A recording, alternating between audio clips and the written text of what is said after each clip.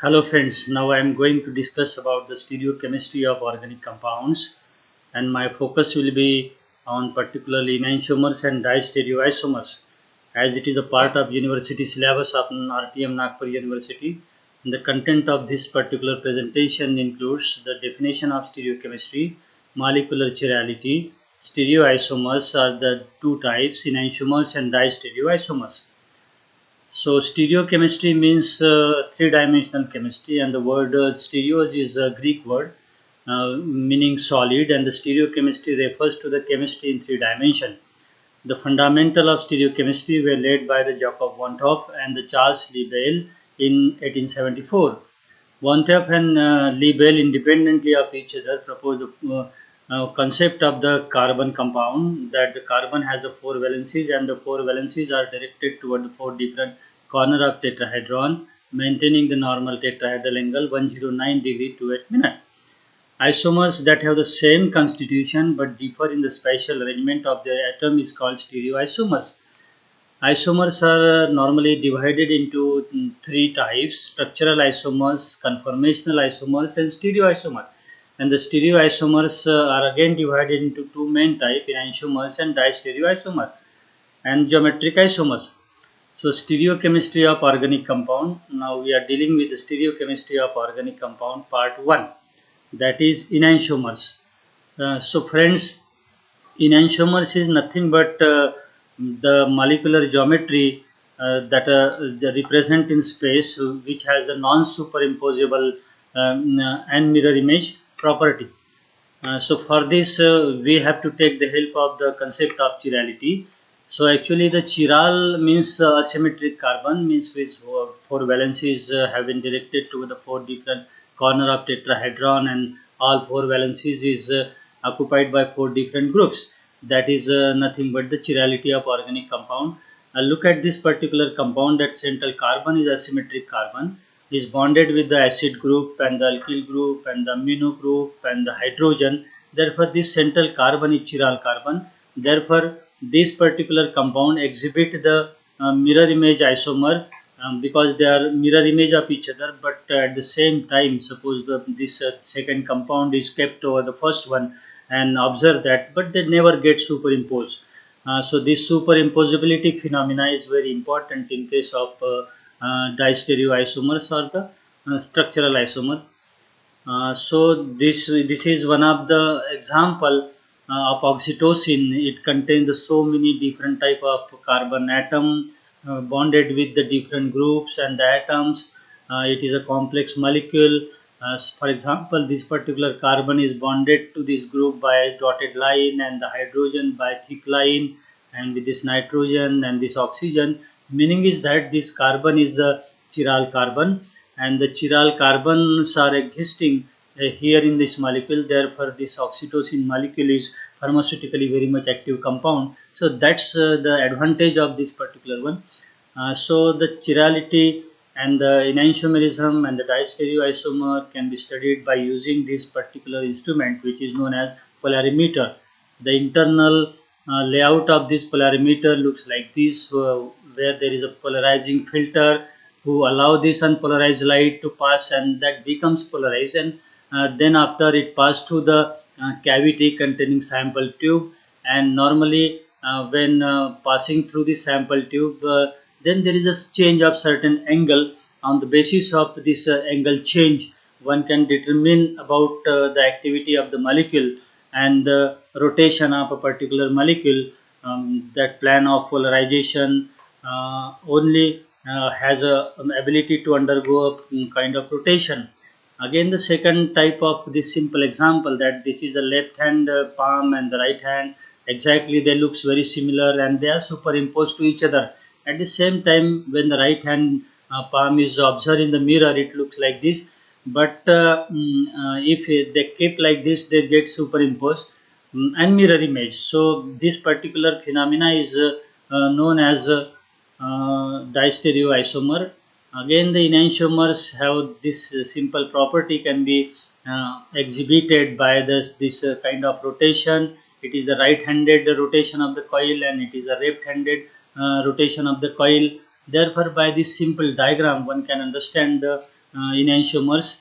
Let us illustrate our this particular concept by taking the example of the 2-chlorobutane. So this central carbon is the chiral carbon bonded with the chlorine atom and the ethyl group, methyl group and the hydrogen. So on the basis of the priority order, means considering the atomic and the atomic weight and the group weight, one can verify the rotation on the basis of priority, as Cl has got the highest priority, first priority. Then the rotation, this rotation of the molecule becomes clockwise rotation, so it comes in category of rectus, and it shows the left-handed rotation, therefore it comes in category of the sinister. But they are enantiomers of each other because they are mirror image of each other and non-superimposable. So again one can verify the same phenomena by taking the another example of lactic acid, where this particular molecule shows the superimposability, but they are you can say non-superimposable and mirror image. The organic compound that contains chiral carbon usually have two non-superimposable structure. They are known as enantiomers. Now we are going to discuss the part 2 of the stereochemistry of organic compounds, that is the distereoisomers. So as earlier we have discussed about the isomers have the non-identical compound with the same molecular formula. And regarding stereoisomers, earlier we have discussed about the enantiomers, and the second part is distereoisomers. So distereoisomers that are the non-superimposable and the non-mirror type of compound is known as distereoisomers. In other language, we can say the optical isomers with the non-superimposable and non-mirror image of each other is called distereoisomers, and the phenomena is called as distereoisomerism. Let's take the example of the 3-bromo-2-butanol type of compound for the validation of this particular concept, distereoisomerism.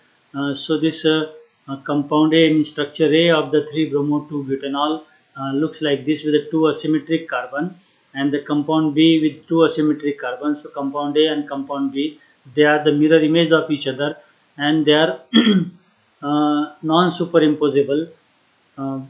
Similarly, the compound C and D, they are the again mirror image of each other but non-superimposable, and it comes in category of the enantiomers.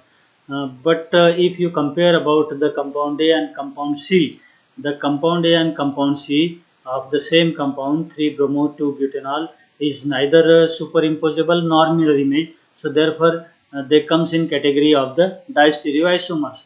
So again let's discuss about the distereoisomers of the tartaric acid.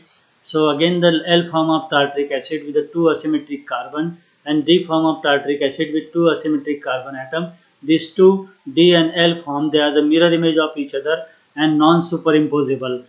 So this comes in category of the enantiomers. On the other hand, the third one is the meso-tartaric acid, the 2 asymmetric carbon.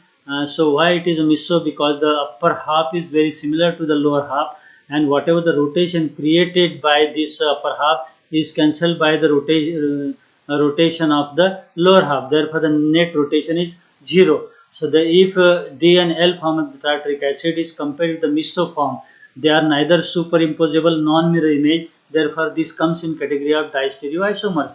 And the distereoisomers shows the different property as compared to enantiomers. For example, you see the D and L enantiomers have the melting point 170 degree Celsius, and again it is 170, while the distereoisomer of the tartaric acid has 140 degree Celsius melting point. Similarly, the optical rotation of both form, dextro and levo, is minus 12.7 and plus 12.7, while the optical rotation of the meso form is 0 degree. Similarly, the solubility of the compound in water, gram per 100 ml water, it is given as a 140 and 140 for enantiomers and 125 for distereoisomers. So again we can illustrate our example, our this particular concept by taking the example of 2,3-dihydroxybutanic acid. It has been structurally illustrated in 4 different type of structure. So structure number A and this B 1 and 2, they are enantiomers of each other. At the same time, if we will compare the structure 2 and structure 4, they are non-superimposable and non-mirror image, therefore they comes in category of diastereomer, diastereoisomer. Similarly, the structure number A and the structure number these three, they are non-superimposable and non-mirror image, therefore it is comes in category of diastereoisomer. So it is the beauty of this you can say diastereoisomers. So as far as the properties of diastereoisomers are concerned, they are essentially like any other pair of isomers, like constitutional isomers, in that they have the distinct chemical and physical properties. So regarding the physical properties, the melting point, the boiling point, solubilities are different in the given solvent and densities. Number two, the two diastereoisomer can usually be separated from one another by fractional crystallization. If they are in liquid form, it can be separated by fractional distillation and chromatography. And regarding chemical properties, the energy of activation and the rate of reactions are different in both cases. So these are the some references we have been cited for this particular presentation. So thank you very much, friends.